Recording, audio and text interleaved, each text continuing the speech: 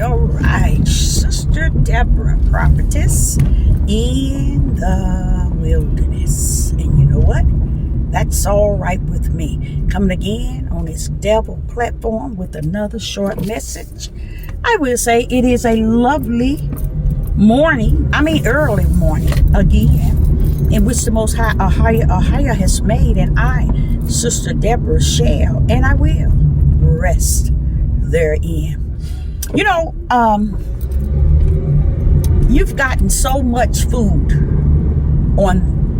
from this devil platform for your flesh, to where Sister Deborah is going to feed you food for your spirit, and let your flesh continue receiving what it desires. But I, Sister Deborah, is going to give you food for your spirit, because I truly believe our flesh is obese, but our spirit is anorexia. I truly believe that. It has no food, and it haven't had in quite some time. So I'm going to bring you food for your spirit. Man, look on the things of the outer appearance, and seek not the things which are within. And they don't understand how their view of the outer is through their eyes of their flesh, that cause them to see things in the way that their flesh desires to see. And they judge people based on their outer appearance. And that is one of the main reasons why many people have not ran up on people who are teaching and preaching spirit and truth, because they're looking at the outer appearance, the words that fits the outer appearance and the outer appearance of an individual themselves. That's why when you heard of the awakening of a people, the first thing they started to attack was the fact that you have to look a certain way. You have to appeal a certain way. And if you're not looking and appealing a certain way on your outer man, surely you can't be what he called you in your inner man. But see, what they didn't know was there's a mystery, but it isn't a mystery. Only a mystery to them who cannot see. He that cannot hear. Yet this mystery is before them, but yet they'll never break the code of the mystery. Okay? But yet it is a mystery that is clearly seen. Okay? And they didn't know that it wasn't what you were on your outer appearance that was called by a creator in a holy realm, a spiritual realm, a holy realm. It is that which is unseen. And that's what people don't tend to grasp to or believe, is what is unseen. They so used to having things the way they are willing to see it and hear it in the flesh, to where they can't adjust nor adapt nor agree to it in a realm in which they cannot see. See, it's not what a man see it and believe. It's what a man see it not and believe. That's where you know faith can be found. That's where you know trust can be found. That's where you know every spiritual gift that the Most High has embedded in his is in the unseen. But yet one might question, what is this sister always talking about when she says spirit and truth? I heard Yeshua say in his time, there's going to come a time, and it is now. He was speaking of his disciples. And it's going to come a time when those who truly worship in spirit and truth. And you know what's so sad? People come onto this page not wrapped in spirit and truth, not having the light, but here to just be here. And the saddest thing, you have more questions in their minds. They have more questions than they have answers. They have more questions than they have answers. And I like to know, where can you find the word questions?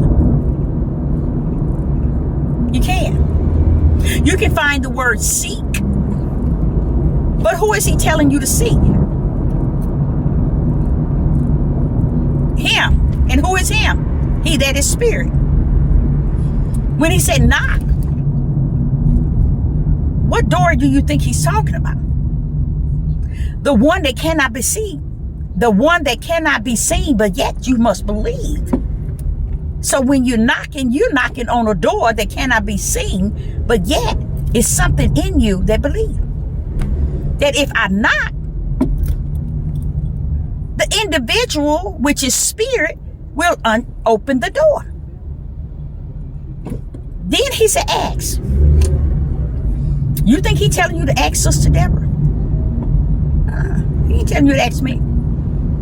He's telling you these three things to ask to the unseen. Hallelujah. All these three things that he's saying, knock, seek, and ask, is to the unseen. You must approach with knocking, seeking, and unseen. How can you come to that throne of the unseen? By faith. And how can you gain faith? Faith is not something that's entitled to the flesh. It is only something that has been embedded in the spirit before heaven and earth was created. He predestined you. He ordained you. He foreknew you. Then therefore he gave unto you faith. Faith is still something that you cannot see, but you must believe. Then you get to the word believe. And if you go and you read and you study from the book that was left here as one of the longest living books or words that went thousands of years being able to stand today and speak to us through his spirit to our spirit, and you're looking there and you tend to read it in the way man revealed it to you, but you have not the faith. And then when you run up on faith, you say, oh, hey, faith, what's up? Hey, first thing faith gonna ask you, where is belief? See, because belief and faith come hand in hand, and they both hold trust. Something one can have in their flesh that shows the identity of faith and belief. See, a lot of people thought that faith and belief was something they're going to be able to stir up in their flesh. Why? Because it's not flesh. It's not flesh and blood, for it is spirit. Faith can't be seen. Belief can't be seen. But trust can be had. You can have trust in faith and believing. And belief. Through those two, you will gain the trust to believe in those two. Faith and believe. But guess what? By faith being a spirit and trust being a spirit, then where can you get the spirits when flesh desire it or want it? You have to get it from a spiritual creator who created faith and believe to give unto you. So we're walking around here talking about all this stuff about we have a choice and we have a free will. I like to know what free will you have outside of taking your spirit to hell. not taking it, but sealing it to go to that one destiny, to Him. Is that it? Is that what you have? You have a free will. If you have to use the bathroom, do it. Anything in your flesh that controls your whole mind, your mind control. No. Anything that your mind control in your flesh, as far as you want a glass of water, you have free will to go get it. You got to go to the bathroom, you have free will to go get that. But the things in your spirit, you have no free will to. Hallelujah. For it is spirit, and it is true. So therefore, it's nothing in your flesh, nothing that can control your spirit.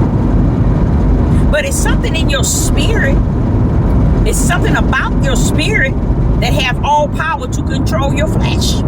Isn't that beautiful? Yes, because the spirit knows it's going to live eternal. Do the spirit knows exactly if it's going to go to the lake of fire eternal, or is it going to go to the New Jerusalem eternal?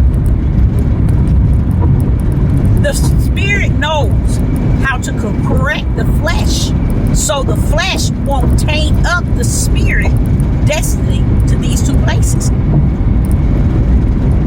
So we as individuals, we so tightly knitted to what we see and believe. We got so much hope in what we're going to receive, what we have received.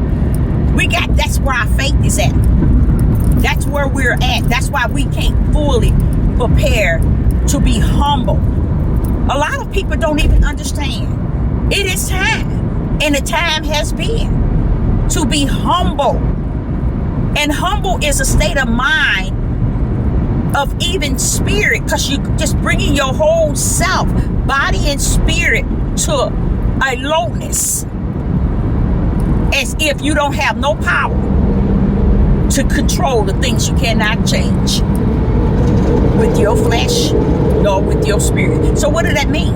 When you humble, you're turning everything up, you're turning everything over to a higher power. It's when you're humble. You know that. You all know that. You're trusting in the one that rules it all, and you're going low so he may be brought high in you. But people don't want to do that. So I hope that this has helped someone out there to understand that if you think things are going your way and you're being able to control the way, you're lost without a cause. And know that your destiny is the lake of fire. See, people thinking that they gonna rule it on this side and get on the other side, that same mentality that they had in the flesh, their spirit has detached itself to. And then that's why when it gets before the throne, it's telling though he that sits on the throne and he that's on the right hand of the throne what to do and what they did, as if the one on the throne don't know the beginning to the end of who you were, because he had your beginning and end always in the center of his hand. So this is where I see the world and the people who say it are higher people who are in the church, people who are all in these sanctuaries, in these temples, following all these Moorings and these seers and these watchmen. They are so lost without a cause, because they insist on doing the things on the outer man to make it appear that they serving the inner man in a higher in them. So they want you to think that the spirit of a higher lives in their inner man. And guess what? He's not there. Because he don't take out hours and hours flipping and turning and dancing and hula hula hula hula sounds. Because anytime someone are uttering sounds out of their mouth, always with no doubt, whether it's English amongst the congregation or it's any other language or anything, you have an interpreter. And what these Marines feel, they have so much power, and these watchmen, these seers, these apostles, these prophets, these prophetess, they think they got so much authority and so much power. They have done away with all the gifts in the spirit to keep from revealing what they actually have in their sanctuary. They keep all those gifts out that heavens has opened up to allow to come down. They keep them out because they can't control what's under their roof of their church, their sanctuary, their platforms and their sanctuaries and their buildings. See, because if the true worshipers step in, they're going to be worshiping spirit and truth. That means all the gifts of the spirit is going to be manifest, and they don't want that because it'll tell on them. You see what I'm saying? It'll have to tell them stand down. It'll have to tell them sit down. It'll have to tell them to stop. It'll begin to reveal what's actually taking place. So they close up everything in their building away from, making sure no spiritual gifts are in the midst of them as they teach, as they train, as they deceive, as they just pour out wicked and evil, and they keep all the gifts of Ahia from being in the midst of the people. So now the people are just out there chatting and saying things, and they don't even understand the words in which they're saying is detached to the mouth of Satan. It's detached to the mouth of Satan when it has gone on for so long after it was the mouth of flesh. And then Satan said, okay, they're going to play with me. They're going to dance with me. They're going to act with me. They're going to entertain me. I might as well get in their words. And they don't even understand that's what they're doing, because they decided to take their flesh and try to worship Yah. You cannot worship him in your flesh. They don't understand what David was dancing. David was dancing in the spirit.